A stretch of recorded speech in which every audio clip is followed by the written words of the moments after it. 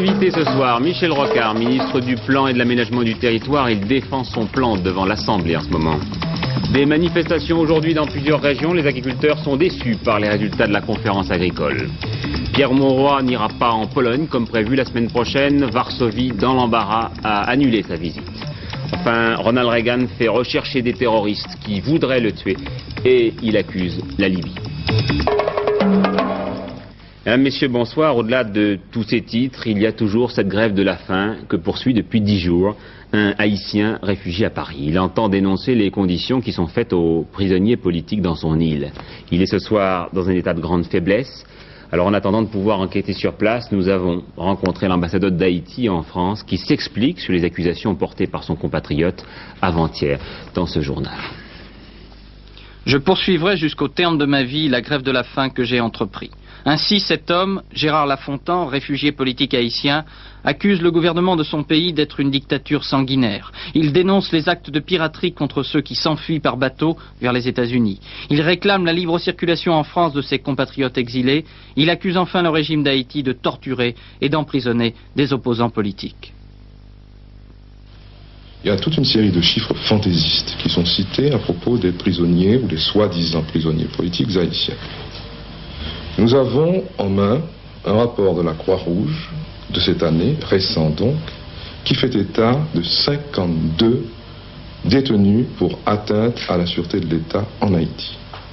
Il y a aussi le rapport d'Amnesty International qui a été publié avant-hier à Londres, qui cite un chiffre à peine supérieur. Et dans ce rapport de la Croix-Rouge auquel je fais allusion en ce moment, non seulement ce chiffre est cité, mais en plus l'on explique de façon tout à fait claire que les conditions de logement et d'hygiène sont tout à fait satisfaisantes. Alors, les Haïtiens, notamment ceux qui vont vers les États-Unis d'Amérique, n'est-ce pas, sont des émigrés clandestins. C'est-à-dire qu'ils n'ont pas pu obtenir de visa pour se rendre légalement aux États-Unis. Ils font l'objet d'un trafic éhonté et dégoûtant, auquel le gouvernement haïtien est particulièrement sensible. Qui fait ce trafic? Ce trafic est fait par des privés, et haïtiens et étrangers. Et nous avons des preuves. Vous avez les moyens de les empêcher? Eh bien, nous avons pensé, conjointement avec le gouvernement américain, qui est aussi sensible à ces questions, qu'il fallait deux types de mesures. D'abord, une mesure de dissuasion, en quelque sorte, qui est celle qui a été mise en place au terme d'un accord bilatéral entre les deux gouvernements, et ensuite des mesures à long terme pour créer des emplois en Haïti. On vous traite d'assassin. Est-ce que vous revendiquez le droit de dire, de proclamer que vous êtes une démocratie? Nous ne prétendons pas être une démocratie à l'occidentale. Nous avons nos traditions, nous avons notre histoire, nous avons notre culture. Nous pensons que la démocratie est un phénomène très lent et très long. L'Europe a pris 2000 ans pour y arriver, alors accordez-nous le temps. Et pour cet Haïtien de Saint-Méry? Eh bien, nous nous penchons sur cette question. J'ai vu les représentants de cet Haïtien et nous sommes en liaison permanente avec le gouvernement français qui, je le répète, est aussi directement concerné par cette question. Oui, soyons clairs, une grève de la faim a un contenu émotionnel que ne prend pas forcément une simple conférence de presse et il est vraisemblable que nous n'aurions pas accordé la même importance aux problèmes posés différemment. D'où risque peut-être de dérapage de l'information. En tout cas, de plus en plus nombreux sont par le monde, on l'a encore vu avec l'affaire Sakharov, ceux qui ont recours à cette arme ultime, Claude Sérillon. Oui, alors en ce moment, je vous cite au hasard, des hommes dans les prisons françaises pour réclamer la révision de leur procès ou dire qu'ils sont innocents. Une femme pour protester contre la remise des archives françaises à l'Algérie. Des ouvriers au puits pour demander la nationalisation de leur usine. Tous ces gens font la grève de la faim. Alors il y avait Sakharov, il y avait les Irlandais de l'IRA, 11 hommes ont payé de leur vie, il y a eu Gandhi bien avant. Ainsi se multiplie cette forme non violente de protestation qui ne met pas la vie d'autres personnes en jeu, à la différence d'actions de prise d'otages, entreprises parfois pourtant pour des raisons similaires.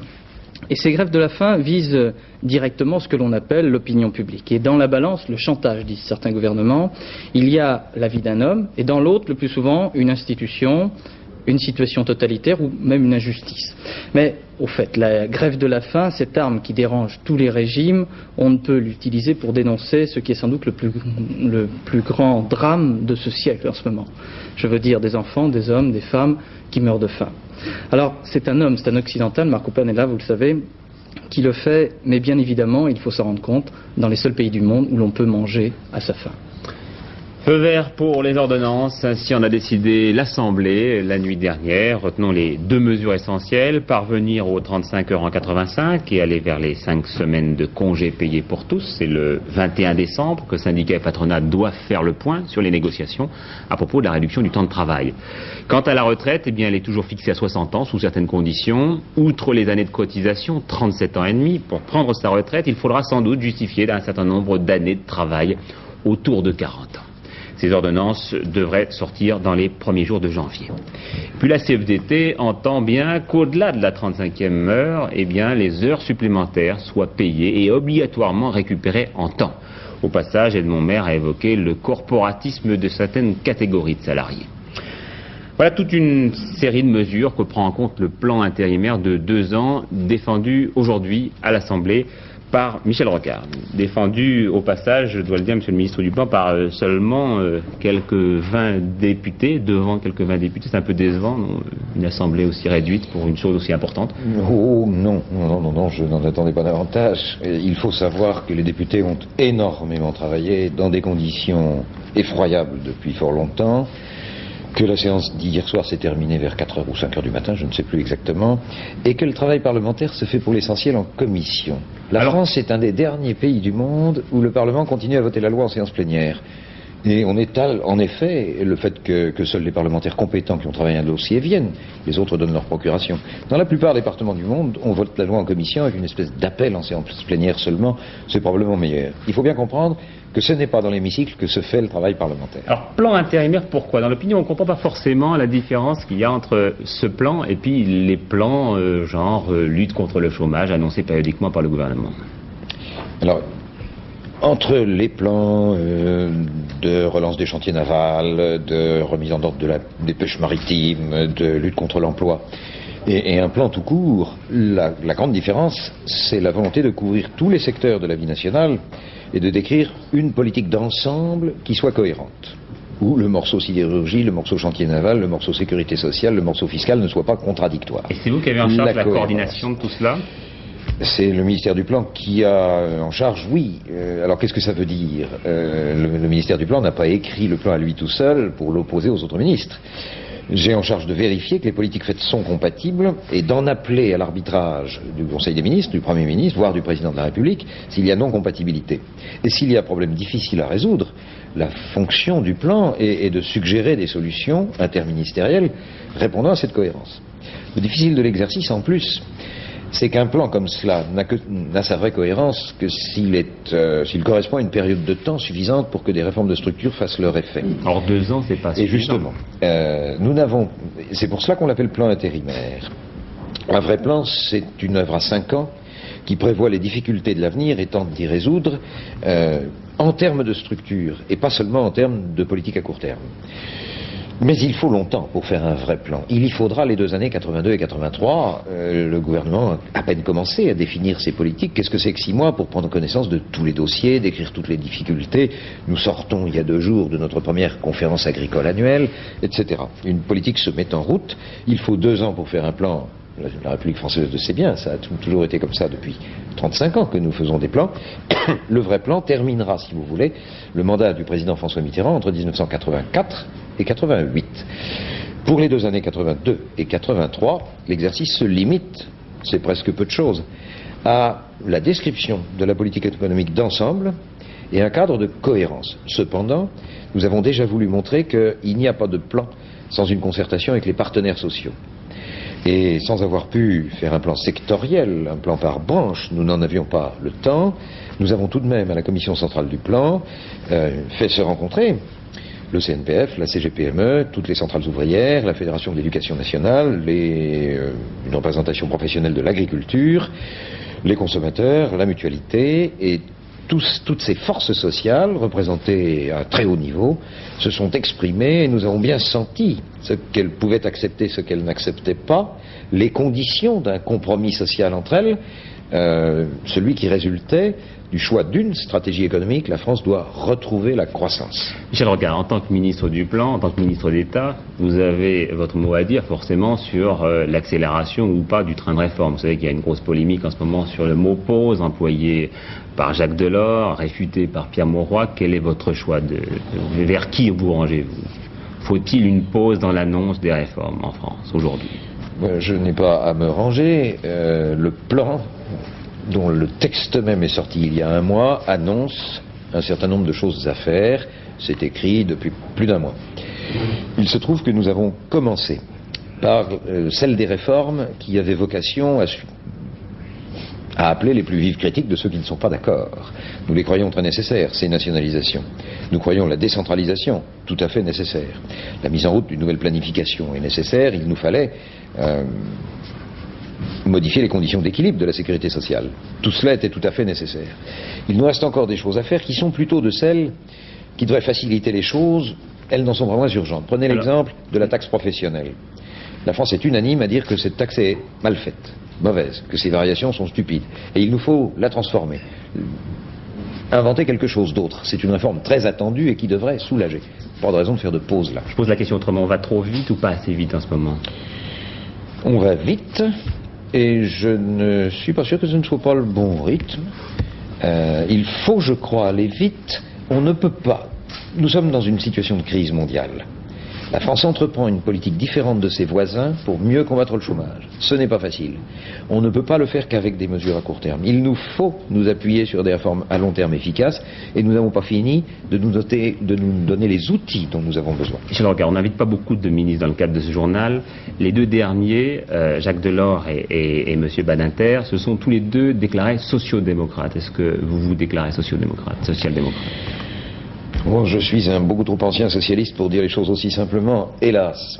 Qu'est-ce que ça veut dire être social-démocrate? C'est une référence qui n'existe pas en France. Il n'y a jamais eu de social-démocratie en France. À la face du monde, quand le choix s'est posé, c'était 1920, c'était le jugement que tout le mouvement ouvrier dans le monde portait sur la jeune révolution soviétique. Et à ce moment-là, social-démocrate, ça veut dire défenseur de la liberté. Ça veut dire une race de socialistes qui considère que la liberté est au cœur du socialisme que nous voulons. Nous n'acceptons pas une construction économique du socialisme qui abandonne la liberté. À ce titre-là, oui, je suis social-démocrate. Seulement, malheureusement, la social-démocratie, c'est aussi autre chose. C'était un pari dont la Suède a été l'exemple le plus achevé, que l'Allemagne illustre encore à peu près maintenant, qui consistait au fond à garder comme machine à produire, comme organisation de la société, le capitalisme, parce qu'au fond, ça marchait plutôt un peu moins mal que la planification soviétique, ce qui est parfaitement exact. Et à corriger les injustices que produit le capitaliste, par l'impôt, qui corrige des injustices, par la gratuité de l'école, par la gratuité de la santé, les systèmes de sécurité sociale. Cela veut dire que la social-démocratie, ça a marché en tant que projet économique et social, et non plus en tant que défense des libertés. Ça a marché aussi longtemps que le capitalisme lui-même marchait. Nous sommes en crise, il n'y a plus de système monétaire international, aucun des pays développés ne peut plus assurer le plein emploi, le chômage monte partout, nous espérons le stabiliser en 82, aucun pays développé n'assure la stabilité de sa monnaie, ce système ne marche plus. Il faut inventer autre chose. Telle est notre solidarité autour du président Mitterrand. Je vais vous poser une toute dernière question et je voudrais répondre assez rapidement. Vous avez ce geste assez familièrement à la télévision. Pour beaucoup de téléspectateurs, ça veut dire un peu aussi que vous avez les mains liées. Depuis que vous êtes au gouvernement, on vous entend beaucoup moins qu'avant, vous êtes assez silencieux et on dit il est gêné vis-à-vis de François Mitterrand, il ne s'exprime plus, il attend quelque chose. On dit, j'ai pas le temps d'attendre, nous sommes très occupés, on travaille beaucoup, figurez-vous. Non, ce qu'il faut comprendre, c'est qu'un ministre du plan a une fonction un peu particulière. Je ne suis le ministre du court terme sur aucune action précise. L'important est d'assurer la cohérence. Cela me rend moins bavard, mais cela nous donne tout de même beaucoup de travail. Cette cohérence ne va pas de soi, tranquillisez-vous, c'est une lourde charge politique que de l'assumer. Elle m'amène à des conflits, à des arbitrages, mais elle suffit à m'occuper au service de mon pays et du socialisme. Michel Rocard, merci et restez avec nous pour le sujet suivant. Les agriculteurs en effet ne sont pas contents, ils l'ont fait savoir brutalement et assez bruyamment aujourd'hui dans plusieurs régions. Des incidents en Lorraine, mais surtout à Strasbourg, la préfecture a compté quelques 7 blessés chez les manifestants et chez les CRS. Jean Louis. Ce sont quelques 1500 tracteurs venus des quatre coins du Bas-Rhin qui se sont massés devant la préfecture de la région Alsace à Strasbourg. Les manifestants, estimés à 3000, entendaient exprimer leur mécontentement contre les décisions de la conférence annuelle agricole. Le face-à-face entre forces de l'ordre et agriculteurs s'est poursuivi jusqu'en début d'après-midi. Les manifestants ont lancé des œufs pourris sur les CRS, allumé des bottes de paille et se sont livrés à diverses détériorations. Les forces de l'ordre ont répliqué par des tirs de grenades lacrymogènes. À Metz, 1500 agriculteurs lorrains ont eux aussi manifesté violemment devant la préfecture de région. Maintenus à distance par des tirs de grenades lacrymogènes, les manifestants ont brisé à coups de pavé plusieurs dizaines de vitres de la préfecture. De son côté, Édith Cresson, ministre de l'Agriculture en visite officielle dans les Deux-Sèvres, a été arrêtée pendant une demi-heure par des paysans de la région de Parthenay. Madame Cresson leur a réaffirmé sa détermination de défendre l'agriculture. Il y a un effort de solidarité nationale en faveur de l'agriculture et tous ceux qui disent que le gouvernement actuel, que le président de la République, le Premier ministre et les différents ministres et moi-même, en quelque sorte, nous nous désintéresserions de l'agriculture pour des raisons politiques, parce que ces gens-là, en général, n'ont pas voté pour la gauche, ceux-là mentent. Le ministre de l'Agriculture est le ministre de tous les agriculteurs, quel que soit leur vote. D'ailleurs, le Parti socialiste s'interroge sur les causes réelles de ces manifestants et accuse le président de la FNSEA, François Guillaume. À l'Assemblée nationale, la commission des lois approuve l'abrogation de la disposition qui réprimait les rapports homosexuels avec les moins de 18 ans. Le 8 mars prochain sera une journée de célébration de la lutte des femmes, ainsi en a décidé François Mitterrand, qui a répondu aux vœux du mouvement de libération de la femme. Le MLF voulait même aller plus loin et souhaitait une journée chômée, fériée et payée. Sympathique mais difficile, a répondu le chef de l'État. Le 8 mars, c'est une référence au 8 mars 1857, lorsque les couturières américaines étaient descendues dans la rue à New York pour avoir les mêmes droits que leurs collègues masculins. François Mitterrand, qui décidément a beaucoup écrit aujourd'hui, a fait par ailleurs savoir à Brice Lalonde, sur le vaisseau Greenpeace, qu'il ne verrait aucun inconvénient à ce que le leader écologiste se rende à Mururoa à l'invitation des responsables du centre pour constater l'état de la flore et de la faune autour du centre d'essai nucléaire. En bref, maintenant, et en images, d'autres télégrammes. Suite de l'affaire Paribas, la totalité des biens personnels de Pierre-Jean Latécoère a été gelée par les services douaniers. Un inventaire du château de Bellevue dans la région toulousaine a été dressé, mais la société de sous-traitance pour l'aéronautique a échappé à ces mesures conservatoires, M. Latécoère ayant abandonné récemment son fauteuil de président. Bokassa Ier, ex-empereur de Centrafrique, exilé en Côte d'Ivoire depuis sa destitution il y a 2 ans, a perdu la nationalité française. C'est ce qu'a estimé aujourd'hui la première chambre du tribunal civil de Paris. En rejetant la requête formulée par son avocat, Bokassa souhaitait en effet être reconnu citoyen français parce qu'il était autrefois capitaine dans l'armée française. C'est probablement la neige et le mauvais temps qui sont à l'origine d'un accident de chemin de fer au nord-est de Londres. Un train de passagers a heurté de plein fouet un convoi à l'arrêt à proximité de la gare de Beaconsfield. 3 personnes ont été tuées, une demi-douzaine de voyageurs sont blessés.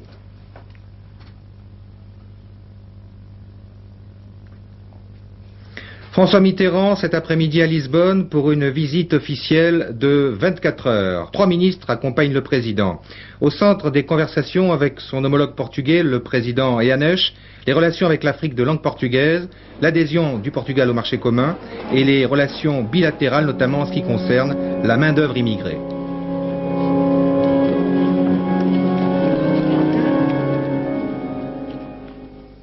À son retour à Paris demain, François Mitterrand devait tout juste croiser son Premier ministre, qui devait partir pour la Pologne les 17 et 18 décembre. Eh bien, cette visite officielle, la première du chef du gouvernement à l'étranger, vient d'être reportée tout à l'heure à une date ultérieure. C'est Varsovie qui en a pris la décision. L'ambassadeur de Pologne est allé voir Pierre Mauroy en fin d'après-midi pour le lui expliquer. Raison officielle, les prochaines sessions du Parlement à Varsovie, prévues les 15 et 16 décembre. Alors qu'en est-il exactement? N'y a-t-il pas d'autres raisons? Au téléphone, le correspondant de l'AFP à Varsovie. La semaine dernière, on s'était demandé si l'éventualité d'une grève générale n'allait pas entraîner un report de cette visite.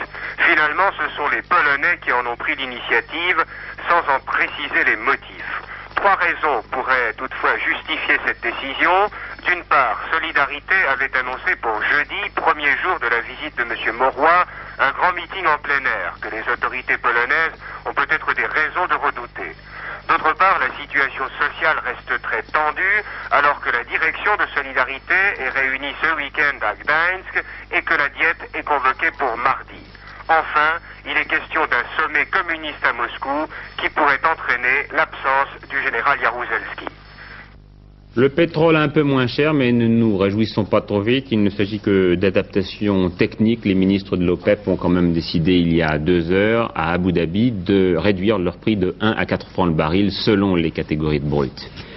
Le match Reagan-Kadhafi, le président américain fait rechercher des terroristes selon lui payés par la Libye et qui en voudraient à sa vie.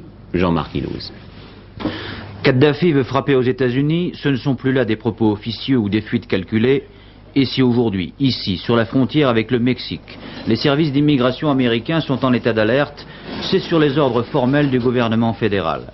Explication américaine, 2 commandos de tueurs pourraient tenter de s'infiltrer aux États-Unis. Ils seraient conduits par l'homme au sans visage du terrorisme international, Ilich Ramirez Sanchez, alias Carlos. Et en demandant aux 1500 ressortissants américains en Libye de quitter le pays, le secrétaire d'État adjoint M. Clark applique une décision prise par le président Reagan lui-même. Paraît depuis de longs mois. Après la mise à sac de l'ambassade américaine à Tripoli, voilà 3 ans, les relations avec Washington n'avaient cessé de se dégrader. Déjà en 80, le président Carter avait rappelé les diplomates américains. Et surtout cette année, au mois d'août, au cours de manœuvres américaines dans le golfe de Sirte, 2 chasseurs libyens avaient été abattus par l'aviation américaine. Mais à l'époque, la violente colère du colonel Kadhafi n'était pas retombée sur les compagnies pétrolières américaines. La richesse de la Libye se compte d'abord en dollars. Or, si la puissante compagnie Exxon a déjà décidé de quitter la Libye, d'autres pourront suivre.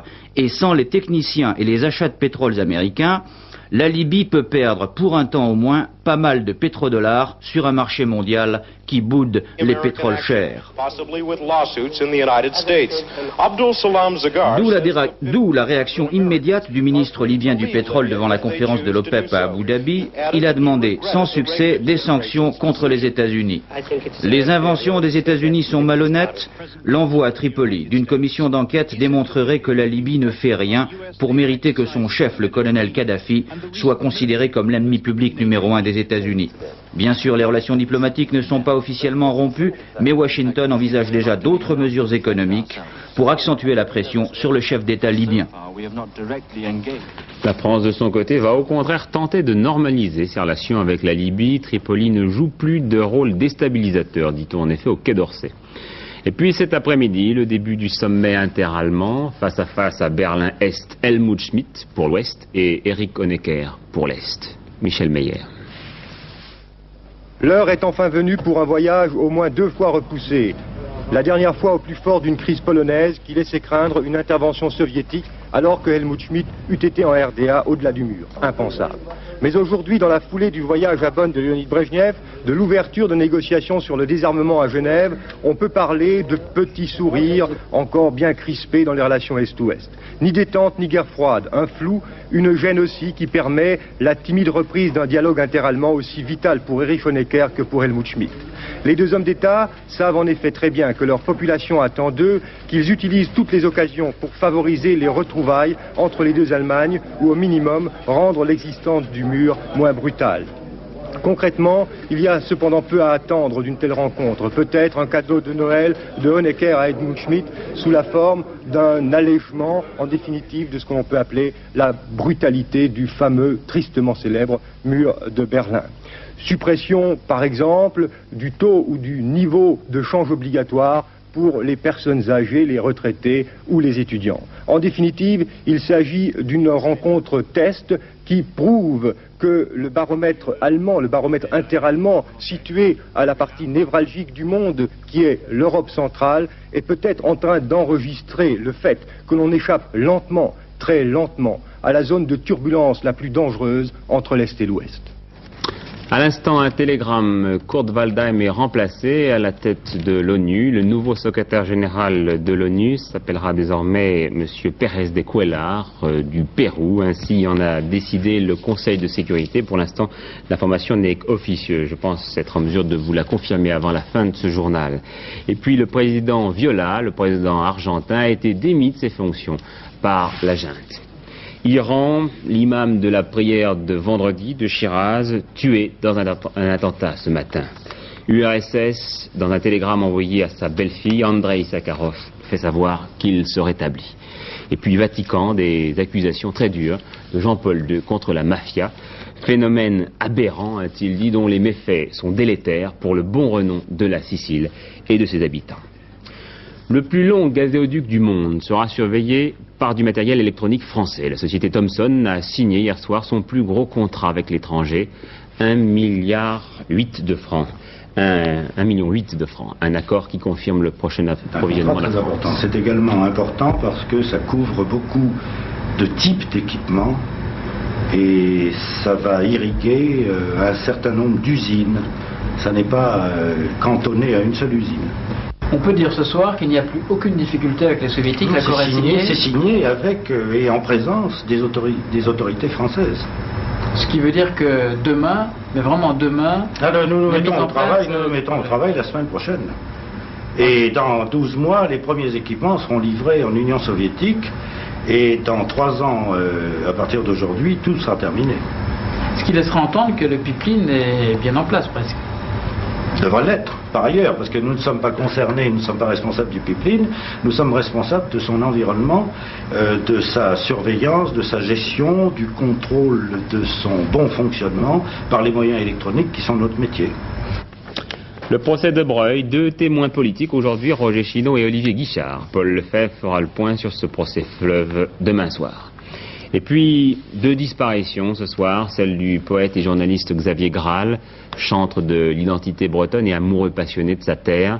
Il n'avait que 51 ans et luttait depuis de nombreuses années contre la maladie. Son dernier poème, Solo, est d'ailleurs une manière de testament. La mort aussi de Raymond Rouleau, un homme qui aura touché à presque toutes les formes de l'expression artistique, acteur de théâtre et de cinéma, metteur en scène de théâtre et d'opéra, réalisateur de cinéma. Raymond Rouleau avait 77 ans. Patrice Collet. Si cette aventure m'a appris quelque chose, c'est que c'est la malade qui doit nous aider. Je posais des questions, elle ne répondait pas, mais... Premier dans les années 30, sa carrière commence véritablement après la guerre, au théâtre, où il joue et met en scène une centaine de pièces d'auteurs aussi divers que Jean-Paul Sartre, Giraudoux, Arthur Miller ou Tennessee Williams. Au-delà du théâtre, le cinéma lui permit de réaliser des films aux contours délicats et précis comme Falbalas, Massacre en dentelle et l'adaptation devenue classique des Sorcières de Salem avec Simone Signoret et Yves Montand. La télévision, support privilégié de grande écoute, fut pour lui l'occasion d'y reprendre les grands classiques, Ruy Blas, L'école des femmes, Bérénice. Homme aux activités éclectiques, acharné au travail jusqu'à la fin de sa vie, il ne s'était jamais vraiment résolu à quitter la scène. Moi, je ne parlais que de ça. C'est à la fois un hasard et une détermination. Un hasard parce que je ne m'attendais pas du tout à jouer le docteur Breuer dans Le Fil Rouge, et une détermination parce que subconsciemment, puisque nous sommes dans la psychanalyse, je souhaitais revenir au métier de comédien que j'avais en somme virtuellement pour moi-même abandonné dans mon esprit. Mais je me suis aperçu que je ne pouvais pas m'en passer complètement, et tous les comédiens me comprennent. Et pour rendre hommage à sa mémoire, Antenne 2 diffusera demain Priscilla Davis, l'une de ses dernières réalisations. C'était il y a 3 ans. Donc demain soir à 20h35 sur Antenne 2. Sachez aussi qu'en cinéma, le prix Georges Sadoul a été décerné au film français Dernier été et à l'œuvre yougoslave Qui chante là-bas. Il s'agissait de récompenser des premiers ou seconds films de réalisateurs. La confirmation de ce que je vous annonçais il y a quelques minutes, Kurt Waldheim a désormais pour successeur à la tête de l'ONU, comme secrétaire général donc de l'ONU, M. Javier Pérez de Cuellar, qui est un Péruvien. C'est une surprise, car vous le savez, Kurt Waldheim s'était présenté pour un nouveau mandat. Il s'opposait à un homme qui avait été toujours refusé par les Américains. Kurt Waldheim avait été toujours refusé par les Chinois. C'est donc un candidat de compromis qui a été accepté, M. Javier Pérez de Cuellar, Péruvien. Maintenant, avec Laurent Broumette, cette fois-ci, descendu de sa planète bleue, Laurent Broumette, donc la météo de demain. Oui Patrick, eh bien malheureusement un sale temps pour ce week-end, moins dramatique tout de même qu'en Grande-Bretagne où il y a la neige, mais avec tout de même, vous voyez, des nuages, de la pluie puis un peu de soleil, histoire de rester optimiste. On va voir la carte pour demain, un paquet de nuages traverse actuellement la France vers le sud-est, on le retrouve des Landes au nord-est le matin, mais ça s'en ira assez vite vers le sud-est en traversant, vous voyez, les régions méditerranéennes avec de la neige en moyenne montagne et de la pluie en plaine. Après quoi, bien sur l'ensemble du pays, se généralisera un temps, comme on dit, variable, avec des éclaircies, peut-être courtes, mais surtout de poinçage nuageux avec des averses de pluie et même de neige, parfois même à basse altitude et en plaine. Mais les éclaircies seront progressivement plus belles sur l'ouest, de la Bretagne à la Gascogne, dans l'après-midi. Mais le soir, de nouveaux nuages reviendront près du golfe de Gascogne, c'est vous dire que ça ne s'annonce pas très bien pour dimanche. La liste des températures maintenant, pas de grands changements le matin, avec pratiquement pas de gelée. En revanche, l'après-midi, baisse des températures dans le nord du pays. Et toujours de températures relativement agréables dans le sud. Enfin, pendant que vous consultez l'agenda, je vous dirais que dimanche, eh bien, ma foi, les nuages reviendront de la Bretagne au sud et aux Pyrénées et aux Alpes, avec donc des pluies, tandis que plus au nord-est, avant la pluie, eh bien, nous aurons le droit à un temps frais, très frais, même froid avec le retour de quelques gelées. Voilà, Patrick. Voilà, le dernier journal d'Hervé Claude vous sera présenté un petit peu avant 23h. Il développera les titres essentiels de ce journal que je vous rappelle, des manifestations parfois violentes aujourd'hui dans plusieurs régions. Les agriculteurs protestent contre les dernières mesures de la conférence agricole. Pierre Mauroy n'ira pas en Pologne comme prévu. Varsovie a annulé sa visite. Enfin, cette dernière nouvelle que je vous disais, un nouveau secrétaire général pour l'ONU à la place de Kurt Waldheim. Il s'agit de M. Pérez de Cuellar, un Péruvien. Bonsoir à tous, à demain 20h.